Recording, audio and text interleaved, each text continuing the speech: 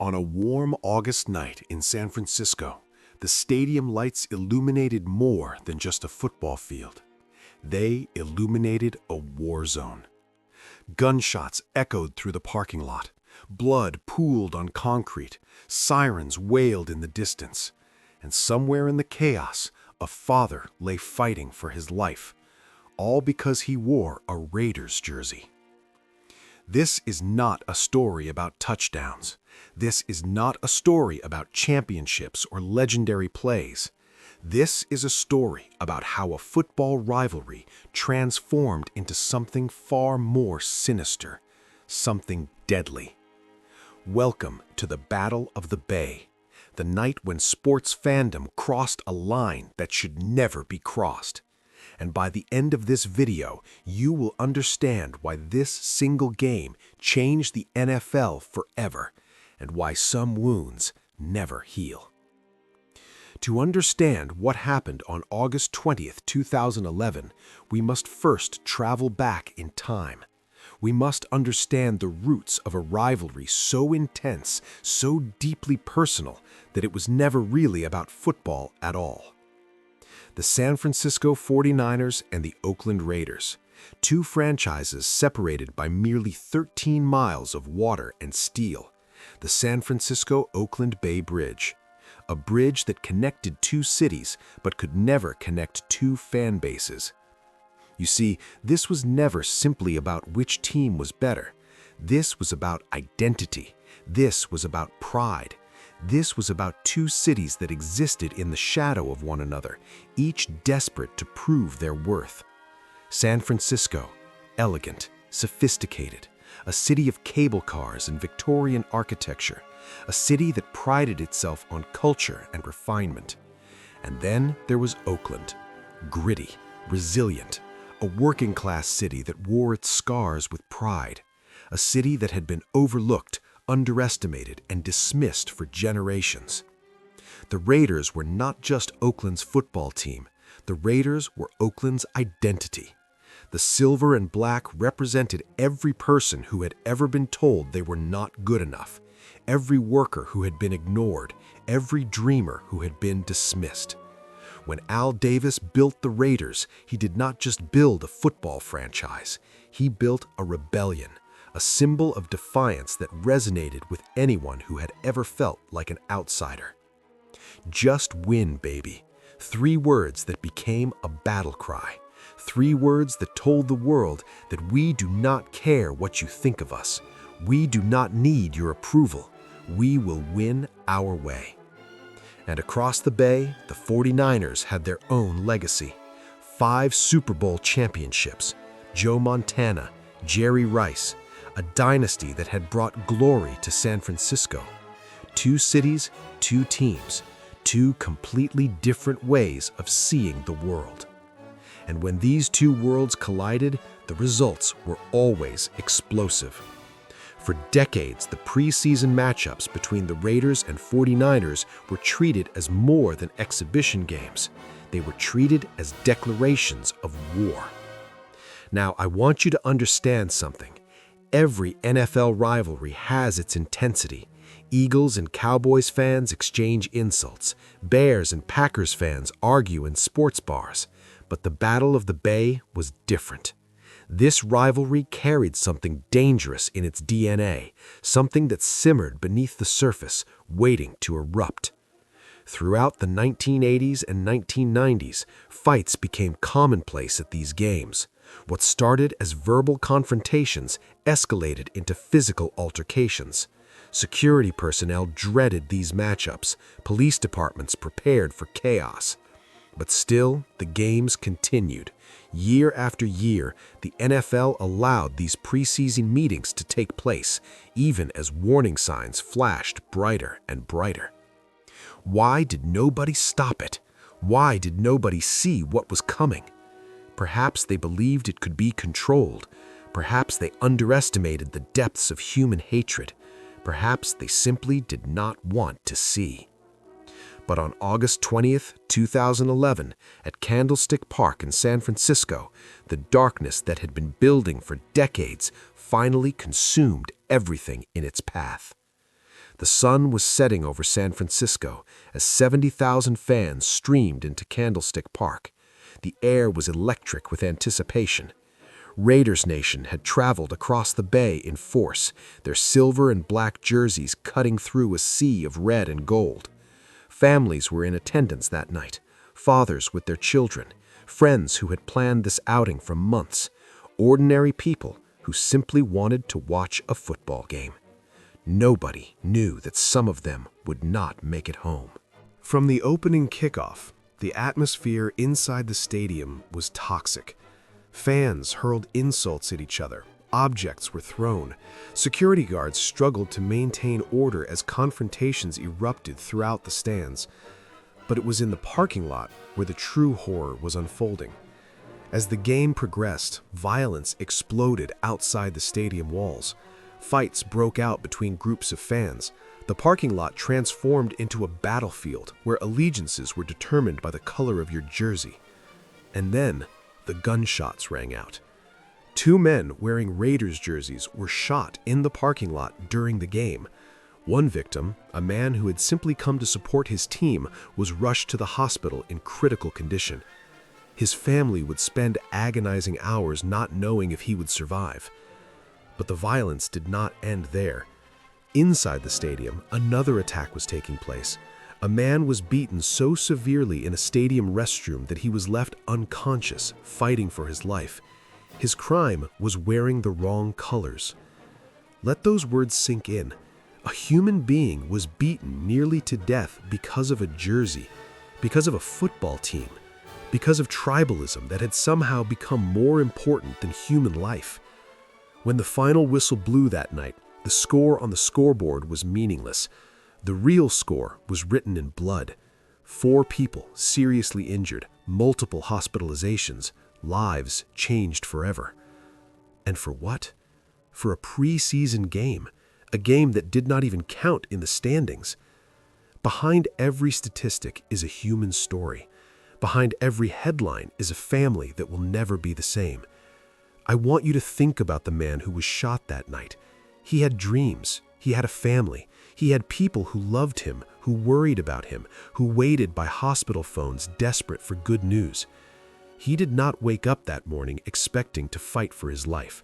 He woke up excited about a football game. He probably put on his Raiders jersey with pride, maybe looked in the mirror and smiled. Maybe he called his friends to confirm their plans. And hours later, he was bleeding on concrete, while strangers screamed for help. Think about the man beaten in that restroom. Imagine the terror of those moments, surrounded by attackers, blows raining down, the world going dark, not knowing if you would ever see your family again. These were not soldiers on a battlefield. These were not criminals in a dangerous confrontation. These were fans. Ordinary people who made the mistake of attending a football game. And that is what makes this story so haunting. It could have been anyone. It could have been you. It could have been someone you love. All because a rivalry was allowed to fester into hatred, because tribalism replaced humanity, because somewhere along the way, people forgot that the person wearing a different jersey was still a person. In the days following the violence, the nation was forced to confront an uncomfortable truth. Sports fandom in America had crossed a dangerous threshold. The NFL issued statements of condemnation. Politicians called for action.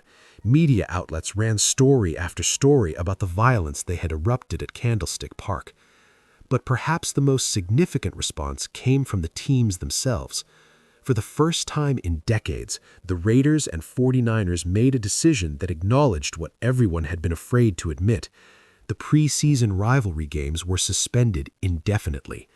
Think about the magnitude of that decision. 2 organizations that made millions of dollars from these matchups voluntarily walked away. The violence had become so severe, so undeniable, that even financial incentives could not justify continuing. The investigation into the shootings led to arrests. Suspects were identified and prosecuted, but convictions in a courtroom could never undo the damage that had been done. The victims would carry their scars forever, physical scars that would heal with time, psychological scars that might never fade. And the communities on both sides of the bay were forced to examine themselves, forced to ask difficult questions about how their rivalry had become so poisonous, forced to wonder if they bore some responsibility for the culture that made such violence possible. What transforms sports passion into something deadly?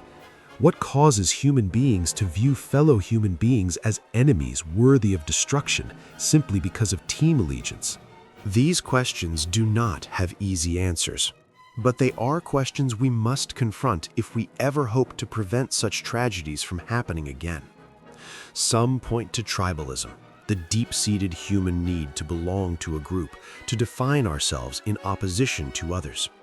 This instinct served our ancestors well when survival depended on group cohesion, but in the modern world, it can lead us to dehumanize those who are different. Others point to alcohol, the role that intoxication plays in lowering inhibitions and escalating conflicts. At sporting events, where drinks flow freely and emotions run high, alcohol becomes accelerant poured on flames. Still others point to culture, the way sports marketing often emphasizes warfare language, battles, enemies, crushing opponents. Over time, perhaps this rhetoric seeps into fan consciousness, blurring the line between metaphor and reality. But perhaps the most honest answer is that we simply do not know. We do not fully understand the alchemy that transforms ordinary people into perpetrators of violence. What we do know is that August 20th, 2011 represented a failure of security, a failure of human decency, a failure of a society that had allowed sporting rivalries to metastasize into something unrecognizable. For Raiders Nation, the events of that night created a painful moment of reckoning. The Raiders had always celebrated their outlaw image, the skull and crossbones, the silver and black, the reputation for toughness that bordered on intimidation. This identity was a source of pride for millions of fans who saw themselves as rebels, as fighters, as outsiders. But after the violence at Candlestick Park, some began to wonder if the image had gone too far. Had the celebration of toughness created space for actual violence? Had the Raiders brand attracted individuals who could not distinguish between football intensity and real-world aggression? These were uncomfortable questions, and they do not have simple answers. The vast majority of Raiders fans are law-abiding citizens who would never dream of harming anyone. They are teachers and doctors and construction workers and parents. They love their team with fierce devotion, but they understand that it is a game. Yet there exists a small minority within any fan base who take things too far, who use team allegiance as an excuse for hatred, who cannot separate the theater of sports from the reality of human coexistence. The events of August 20th, 2011 forced Raiders Nation to confront this minority, to acknowledge that their fan base, like all fan bases, contains individuals capable of terrible things. And perhaps that acknowledgement, painful as it was, represented a necessary step toward healing. In the years following the violence, both organizations worked to repair the damage. Security measures were enhanced, fan conduct policies were strengthened, educational campaigns were launched to promote respect and sportsmanship. Eventually, after a hiatus of 3 years, the preseason rivalry games resumed, but they were never quite the same. The innocence, if there had ever been any, was gone forever. Some fans stayed away, unwilling to risk their safety for a sporting event. Others returned with a new awareness, a recognition that vigilance was necessary to prevent history from repeating itself. The wounds of August 20th, 2011 would never fully heal, but slowly and gradually, both communities began to rebuild, to remember that despite their differences, despite their rivalry, they shared something important: a love of football, a passion for their teams, a hope that sports could bring joy rather than tragedy. And in that shared hope, perhaps there was a path forward. What can we learn from the Battle of the Bay? What wisdom can we extract from such senseless tragedy? First and foremost, we must remember our common humanity. The person wearing a rival jersey is not an enemy. They are a fellow human being with dreams, fears, families, and hopes. They deserve the same respect and dignity we would want for ourselves. Second, we must recognize warning signs. The violence of August 20th, 2011 did not emerge from nowhere. It was the culmination of decades of escalating tensions that were ignored, dismissed, or normalized. When we see hatred building, we have a responsibility to address it before it explodes. Third, we must hold ourselves accountable. It is not enough to condemn violence after it occurs. We must create cultures within our fan communities that make violence unthinkable. We must speak up when we witness harassment. We must refuse to tolerate hatred in our midst. And finally, we must remember the victims. We must never allow their suffering to become a forgotten footnote in sports history. Their pain deserves to be remembered, not as entertainment, but as a warning, a reminder of what happens when passion becomes poison. Today, the Raiders no longer call Oakland home. The franchise moved to Las Vegas in 2020, leaving behind the city that had defined their identity for decades. And Candlestick Park, where the violence of August 20th took place, no longer exists. The stadium was demolished in 2015, its concrete and steel reduced to rubble. Perhaps there is something symbolic in both of these changes. The physical locations that hosted so much pain are gone now. The geography of the rivalry has been redrawn. But the lessons remain. The memories remain. The obligation to do better remains. When the Raiders and 49ers meet now, the atmosphere is different. Time has softened some of the edges. A new generation of fans has emerged, fans who may not carry the same historical baggage as their predecessors. And yet, we must never become complacent. We must never assume that the darkness of August 20th, 2011 could never return. Human nature has not changed. The capacity for tribalism and violence still lives within us, waiting for the right conditions to emerge. The Battle of the Bay is not just history, it is a warning. A cautionary tale about what happens when we forget that sports, at their best, are supposed to bring us together rather than tear us apart. As I conclude this story, I want you to carry something with you. Not the details of the violence, not the statistics or the headlines. I want you to carry the faces of the victims. Ordinary people who wanted nothing more than to watch a football game. People who woke up that morning with no idea that their lives were about to change forever. Because at the end of the day, that is what this story is really about. It is about the fragility of human life, the thin line that separates a normal day from tragedy, the terrible consequences that occur when we forget to see each other as human beings. The Battle of the Bay should never have happened, but it did. And we owe it to the victims. We owe it to ourselves. We owe it to the future to make sure nothing like it ever happens again. The Raiders and 49ers will continue to compete on the football field. That is as it should be. Competition is beautiful.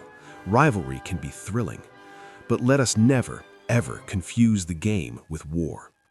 Let us never forget that when the final whistle blows, we are all still neighbors, still fellow human beings, still sharing this world together. That is the legacy of August 20th, 2011. That is the lesson of the Battle of the Bay. And that is a lesson we must never forget. If this story moved you, if it made you think about the nature of sports rivalry and human nature, please consider subscribing to this channel. We tell stories that matter, stories from Raiders history that deserve to be remembered. Thank you for watching. Stay safe, and always remember that it is just a game.